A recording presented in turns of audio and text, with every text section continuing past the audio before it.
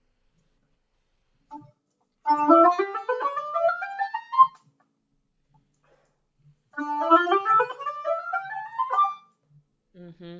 I'm still not thinking that you're playing the B flat on the lower part of the scale.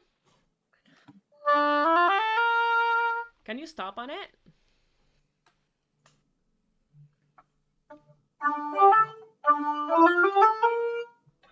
Mm-hmm. Yes. Okay. Yeah, just in case, just keep an eye on that one because I'm a little unsure right now. I shouldn't be, but I am. I trust you too much, Audrey.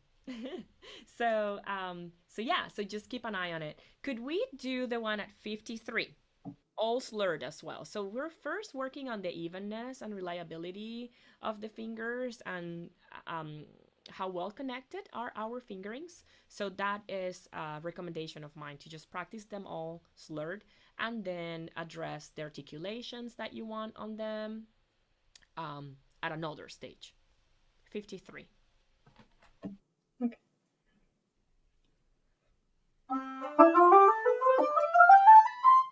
Mm-hmm. Really good. And you're always going to notice that on every single one of these scales, the change from the C to the half whole D doesn't sound as smooth as the other changes. Could you play for me just C, D?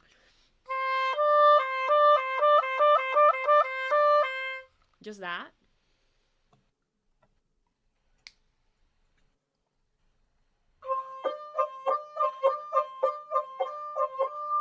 Mm-hmm. So when I do it, that's when you see that my index is the only thing that moves in my left hand.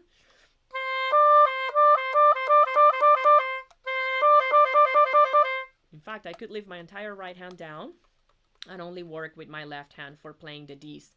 And when you do it, I see the entire left hand moving. Could you watch on the camera on your screen? Could you see your left hand really quickly?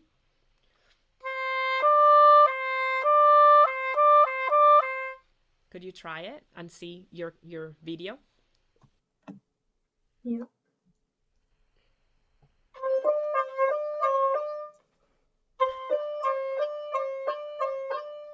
Mm-hmm. Yes, and you do want to make sure that the half hole is closing and opening. Don't leave it open the whole time.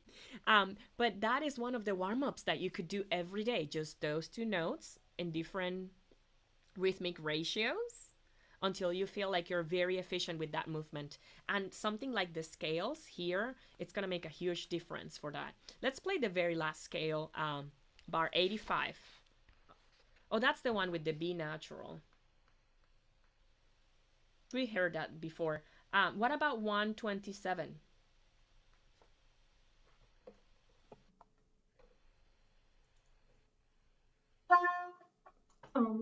All slurred? Yeah, sure.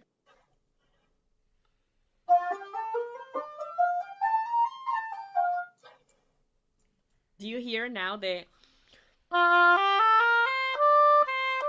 I cannot make it not connected, but it's not connected from C to D. That would be something just to keep in mind as you're playing it. Do you want to play it one more time, see if you can hear what I hear? Okay.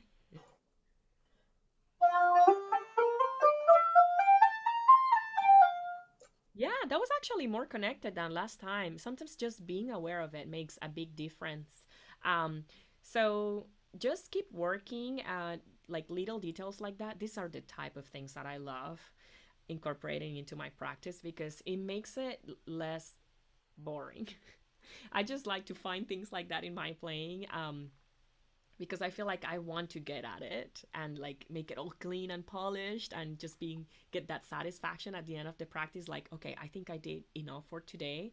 That's more promising. And then the next day getting back at it and seeing it just get further and further in terms of reliability and precision. So I like that type of stuff.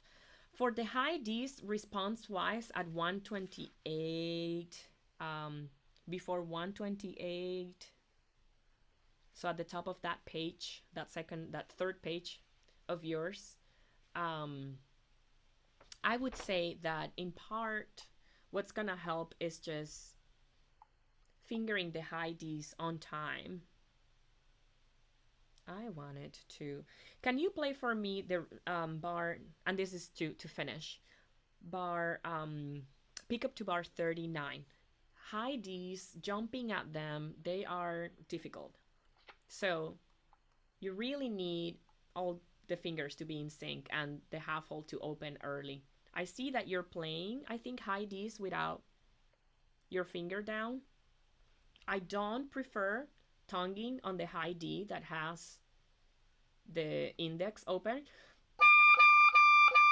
because it always has a type of kick when you're tonguing it. So when you tongue the half hold high D, there is less or none of that kind of like lower overtone kick. So I would recommend going from the G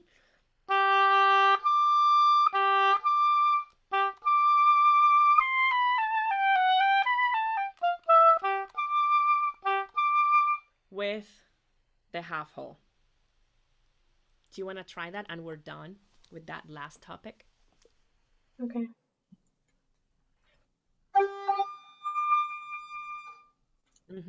And you left the index down, right? Yeah. Yes. Can you also keep your, oh, sorry, your thumb on the oboe just for those two notes? Let's just apply both things to finish. Okay. Wow. Wow, wow, wow. That sounded and looked so professional. Really great job, Audrey. Thank you so much for playing for me. And yeah, just keep having fun with the oboe. It's a long career of fun, believe me. It's so nice to meet you and hear you play. Thank you so much for playing for me. Thank you.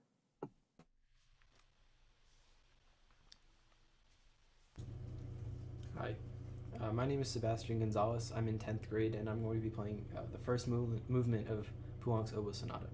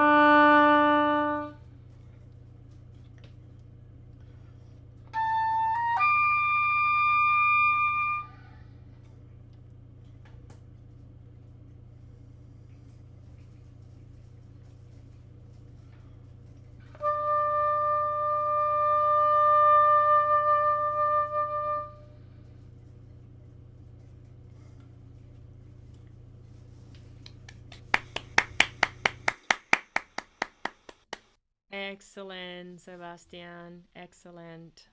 Great job. How long have you been playing this piece? About a month or so. Okay. Good job. Thank you. I really like um, some of the inflections you're doing in some moments, giving flexibility to one note. It's quite the oboe superpower that in one note we can have different inflections, momentum, direction. We can spin it whatever way we want. And our reed is so flexible, versatile. Sometimes that it's bad for stability, but good for things like just being very flexible in the gestures that we can create in the notes. And you're doing that really well in a lot of places. Um, your technique is really good, and I like how calm you're keeping things. Ooh, the powerful moment was all awesome as well. That kind of thunder, angry section at rehearsal 6, ya di da da da da di, was very powerful. I liked hearing your vibrato and your open, more deeper sound color. Was really great there. Really, really good job. I would like to work with you a little bit on starting delicate notes, and this piece is so fragmented. It is and it isn't. So when we have that main theme, da da da da da da da da da da da da da da dee da dee da da dee da dee dee. Every time we restart, it's not like we just stopped playing and we're gonna restart. It's just that we're thinking and we're improvising. We're kind of putting our thoughts together as we're singing through this sad kind of like reflective memory, just based on melody, based on so many memories of this person, beloved person that passed away, that the piece is for. So could we approach starting each of these fragments as seamlessly as possible, therefore finding more connection between them? Would you want to try that idea? Bar 3 till Yeah. rehearsal 1.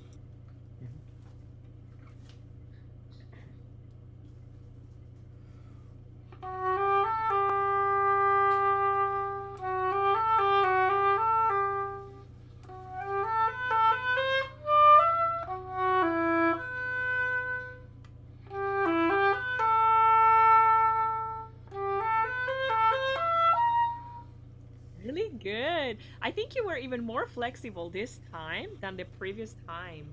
I still would like to hear more seamlessness, or not to feature the tonguing as part of this melody. In my perspective, this is just so much more foggy than getting those kind of like crisp percussive sounds from the tonguing. I think brings an element that to me doesn't quite belong on this piece.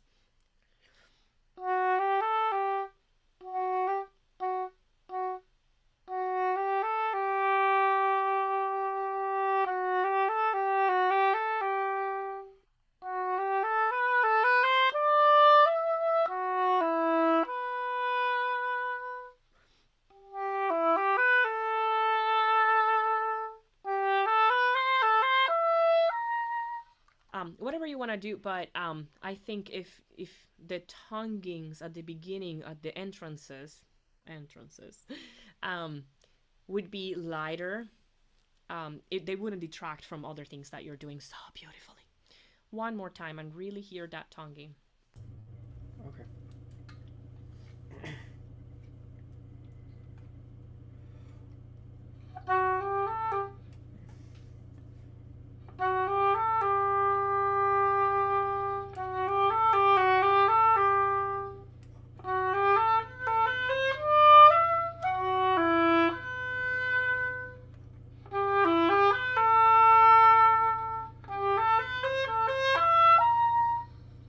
So Sebastian, tell me what is making it so successful on that second bar that you're playing from where you started, fourth bar or bar 6. Let's use bar numbers. Bar 6.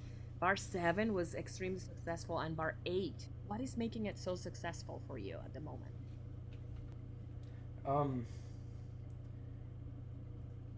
I think it has to do with like the preparation of my air, because I feel like when I was continuing, or when I was tonguing within a phrase, it was better than like when I was starting one.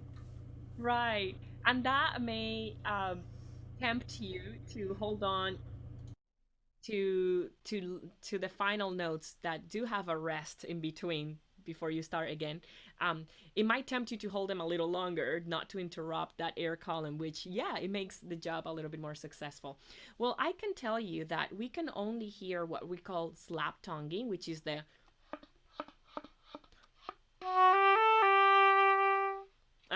or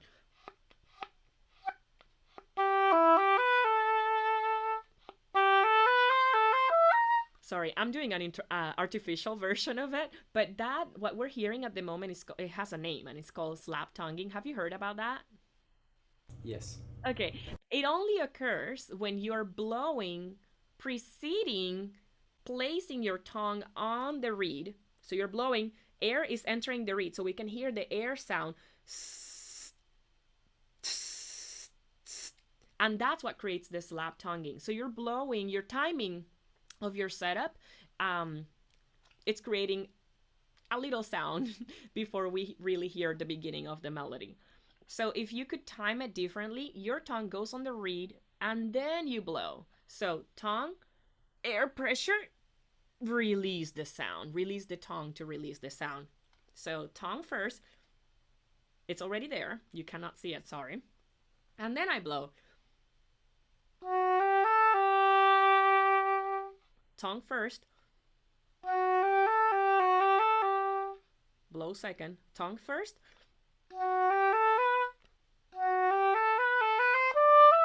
so could you try that for me? Sure.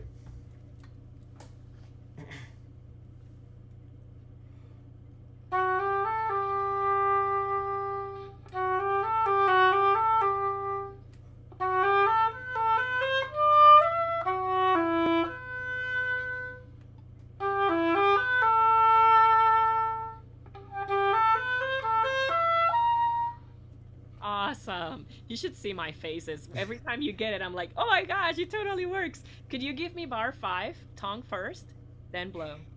Sure.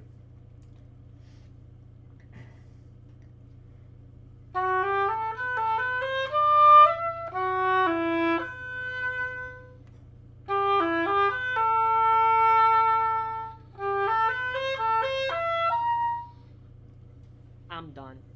This is so beautiful. I'm done here. I'm gonna sleep so well tonight. That was fantastic, Sebastian. I hope this really sticks with you because it makes you sound like $1,000,000 right away. Such a quick fix. And it does a lot for the elegance and just how delicate and sophisticated your sound can be with everything else you're doing. To me, that's like the final touch, and it's like done. So great job on that. Thank you very much. Attached to that idea, it's also avoiding any kind of like finger accents on any large intervals. For example, sometimes it was happening towards bar 6, but it stopped happening because you're being so delicate and so careful and crafting everything so well that it went away. What about bar 13?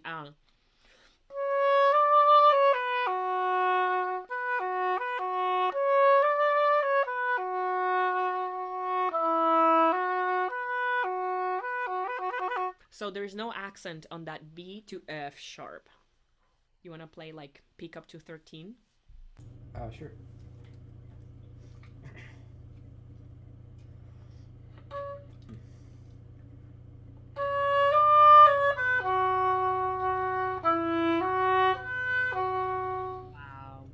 Wow. That definitely adds so much to this. Before we continue now to take care of the downward slur challenges in this piece and making them reliable but still fragile, beautiful, Could we talk about the first note? I'm just gonna forget if I keep going with my other topics. Because it needs that same kind of release of the tongue, timing of things that we planned. Sorry.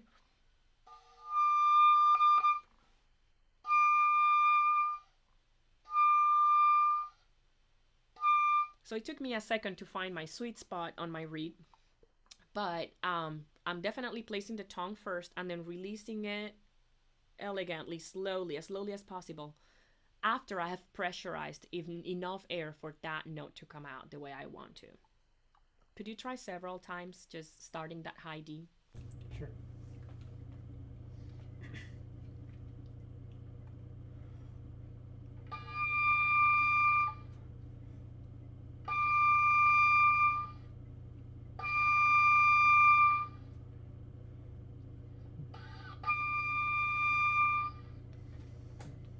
That's really good. I feel like you're really listening for what your setup truly needs for that note to come out as beautiful as possible with the tongue. You know what? There's a lot of people that start this this note without any tonguing. They just sneak into it. There's some schools of oboe playing that don't like the air sound before the actual pitch.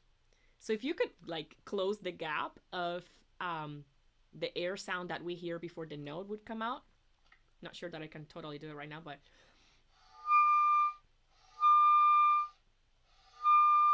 see that it's like air note, air note. Does that make sense? You could try that type of opening of this piece. A lot of people find it much more reliable, and you're gonna hear it often at recitals and things like that. But some other people do use the tongue, but then they would have to calibrate it really well, the way you were finding when you were trying it a few times. Do you want to see what it feels like to start it without the tongue and how you can make it respond as quickly as possible without sure. the tongue? Awesome. Try it. All right.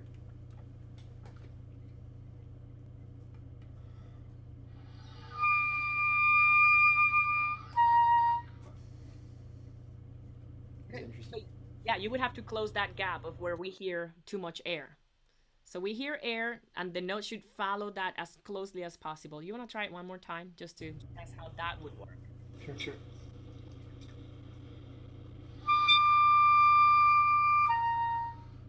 That was actually really good. So you have two ways of doing this. If you ask me which way I would do it, I would use my tongue. I don't know why. I would try to like nail the right way, but it would have to be such a release that you don't hear the tongue as a primary thing to start the note. You would still hear kind of a very smooth takeoff from that note. And of course, you would need to use something similar for one bar before rehearsal 10. It has a little accent against a pianissimo context. I think a lot of people don't quite dwell on the accent. They just try to make it more of a memory, some reminiscence of something. Da, da, da, da, before the next thunder moment right after it.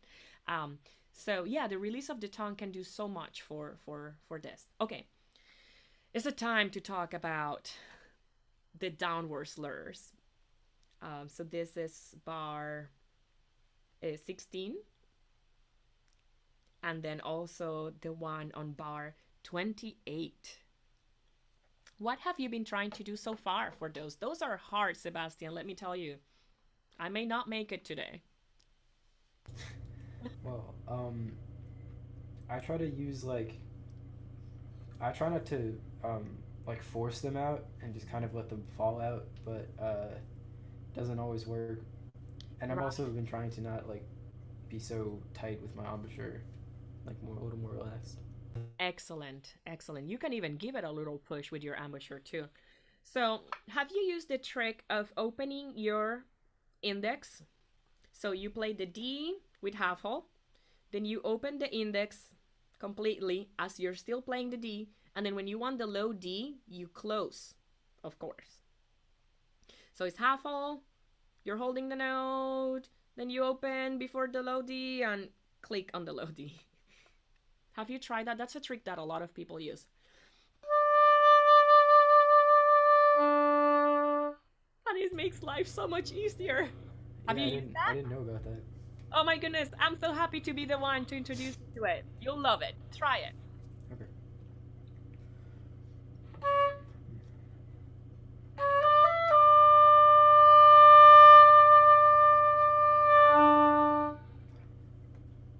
Did it make it a little bit more responsive? Yeah, it was more reliable. Like I felt like I wasn't as worried that it wasn't gonna come out. Mm-hmm. And the way this would work in context, because you want that low D to come out on time, non-accented, with all the goodies that you wanted, but on time as well, is that you're gonna have to learn in your oboe, and this also changes per reed. You're an oboe player, you know that everything we're talking about here depends on our what read of the day we have, of course, for the timing of things. You're gonna have to time when to close the D completely, because it's always gonna be a little bit ahead of when you need it. So if you want, you can count what you need to and make sure it comes down when you want to. And we can calibrate that right now, but I'm gonna let you do that later, because again, it's gonna change per read as well. But now that you know the trick, I know that you'll use it. So that's the most important thing. What about the C1 to low C downward slur? What are you doing for that one? Same things as the previous one? Yeah, kind of the same things. I'm also trying to make sure that all of my fingers go down at the same time, because there's a lot more moving than just like the one. You're right. And I bet you also have your fingers really close to the keys. Show me how it works for you.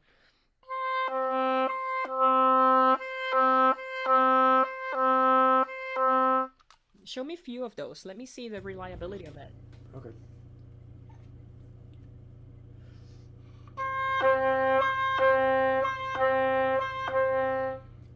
And you feel that's as cushioned or soft as you would like it for the musical context? No, I could try it a little softer. Okay, just in case.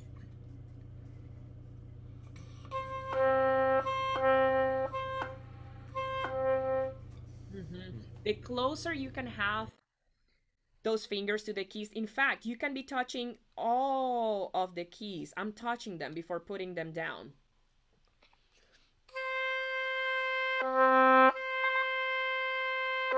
See, I'm already touching them before I just actually close them.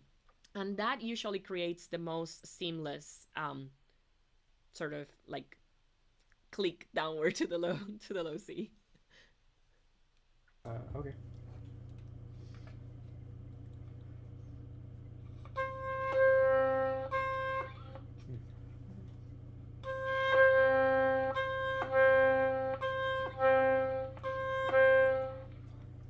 Yes.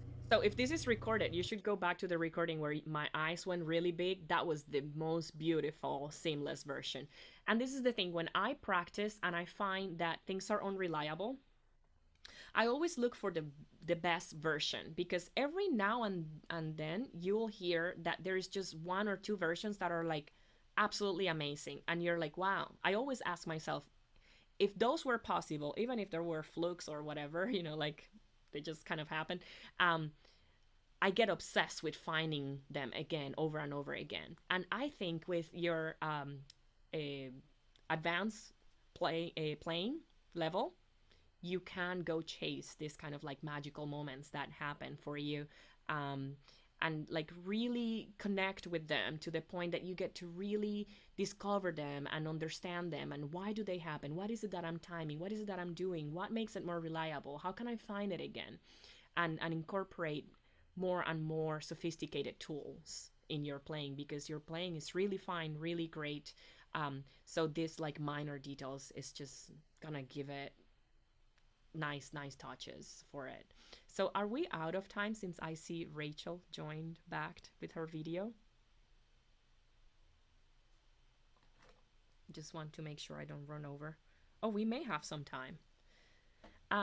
In that case, I could talk a little bit about, oh, we may have just 5 more minutes. Um, Vibrato. I hear that you play with a beautiful vibrato.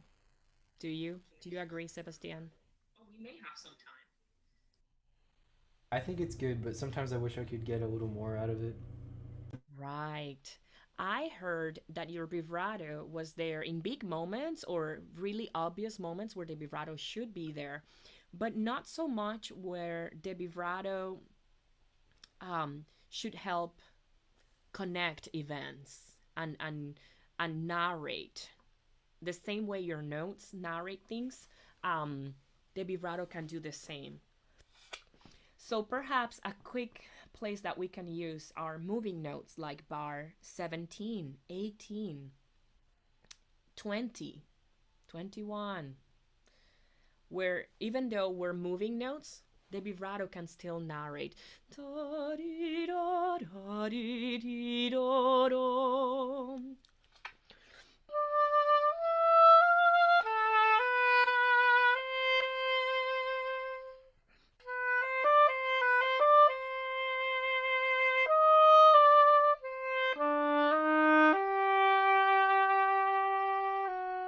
And the vibrato can help propel the momentum of a note or slow it down.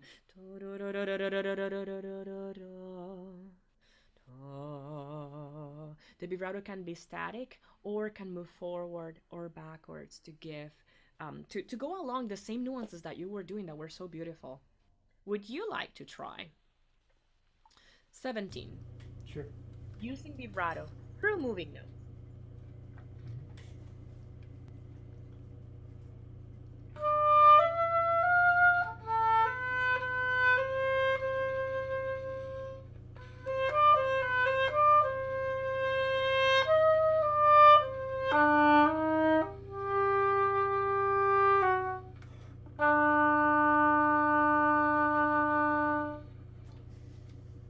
Good. Were you using vibrato before on this phrase? No, not so much. Not so much. It makes you sound really fancy. And that is something that I would just practice over and over until I figure out how the vibrato is not cutting out my sound, because it can on those large intervals like F to A. It did for you really briefly. And things like that, I would have to practice that, how to make the vibrato really obey the type of phrasing I am envisioning, and make it be completely versatile in that kind of vision that I have of the usually my vision is more than what I can do in the oboe, but that's the way it should be. You should always have bigger creativity than what your physical body lets you to do. That would be really good as an artist to have this kind of limitless creativity. But then making that vibrato kind of like not really break the phrase, not work against you, will be hard when applied to moving notes like this. And I feel like it's like a deterrent to younger players to use it when it still fits, because you quickly realize that it does make your life a little harder to use vibrato on as many places as possible, like this moving note melody. But that doesn't mean the fact that it does make it ever so slightly more risky for you in the oboe doesn't mean that you should kind of like, oh, never mind, this is not a good idea. Sort of like, let go of using it. Could you give me one more example? You know what?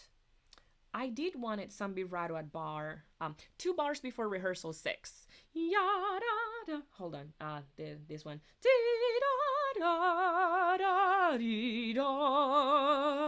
Ya-di-da-da. Because that one is forte and it has been building from your beautiful trill that you spinned forward. It was amazing. So I think the vibrato would be a great addition for the intensity, those 2 bars before rehearsal 6. Okay.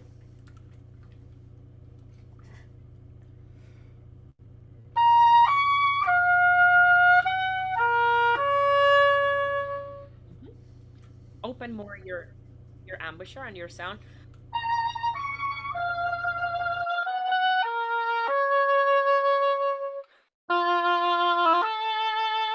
So that the vibrato can fit in that context.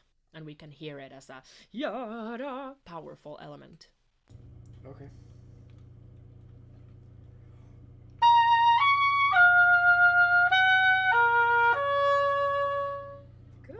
Good. And don't overdo the tonguing, since all you Okay. need is just convincing, passionate vibrato. But imagine that against this beautiful beginning that is just like the ray of the first sunshine, the first ray of the sun in the morning. And then this beautiful melody that doesn't get interrupted by the tonguing.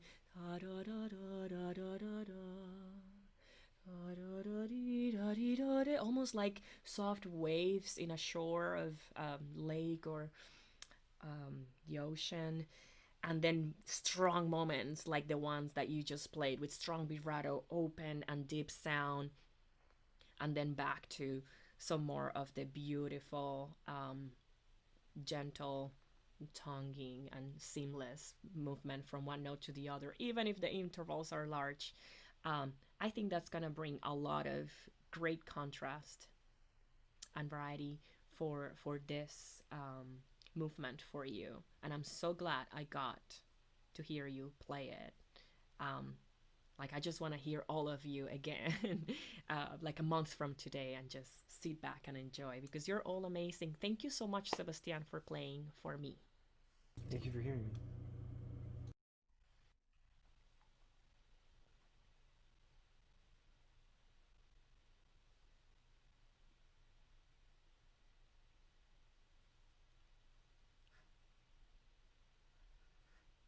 So, do we have questions from the YouTube audience?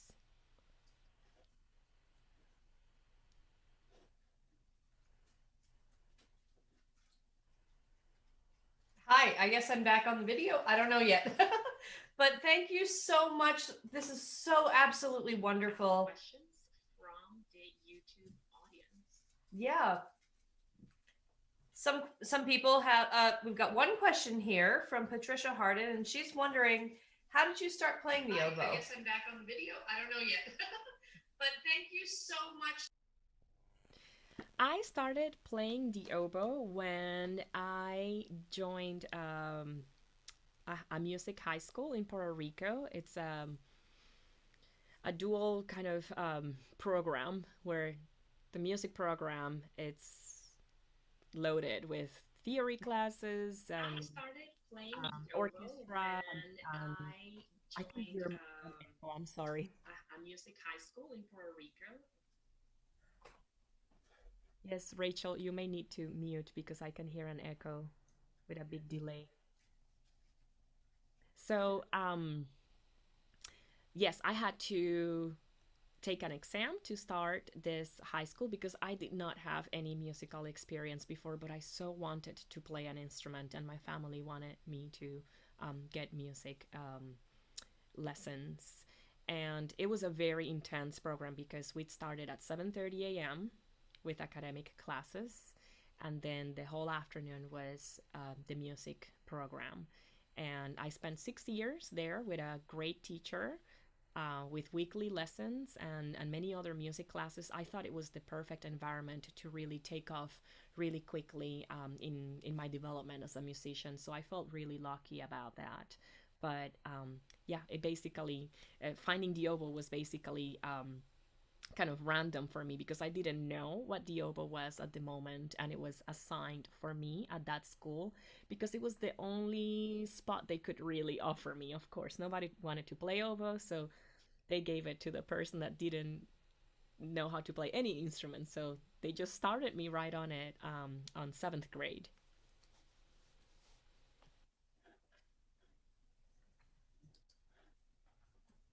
That's great. Wonderful. Um, I don't see any other questions here, but would any of the people who played like to ask some questions, some follow-up questions? Everyone sounded so beautiful. Yes. Sebastian? I was wondering where you went to college. Bachelor's, I still stayed in Puerto Rico in the Conservatory of Music of Puerto Rico. And then for my master's and doctorate degrees, I went to the University of Michigan with Nancy Ambrose King as my teacher for 5 lovely years. Oh, that's so wonderful. When I was growing up in Philadelphia, we I was in the Temple Center for Gifted Young Musicians, and we had some. We went to Puerto Rico and had some exchange sort of programs with the people from the conservatory there, and it was so wonderful. I have wonderful memories of going there and playing with people from there, and then they would come here, and we would host them here as well. So that was really great. I'm also a Michigan alum, so we've got a lot in common. Yeah. So were your exchanges in Puerto Rico through a festival called FOSHA? No, I don't think so. Okay. But that is a festival that a lot of people did following that program. So I Okay. continued to go back and really loved it. Yeah. Yes, because I do remember participating few summers on that festival and having faculty and students from Temple coming to Puerto Rico and Yeah. playing with us. Great repertoire, great time. Yeah. Very, And was Luis Piava part of it? yes, Oh, such a wonderful man. Oh my gosh. The yes, best musician. yes, Wonderful person. Yeah. yes, That's yes. great. So you see, we have connections, even though we've never met in person, but there's always connections to be made. So that's one of my Always, favorite things about music and how it brings people together. always. The music world Yeah, feels like it's just this small family. It's it huge, is but a you're huge always small family. Yeah. exactly. Yeah. Yes.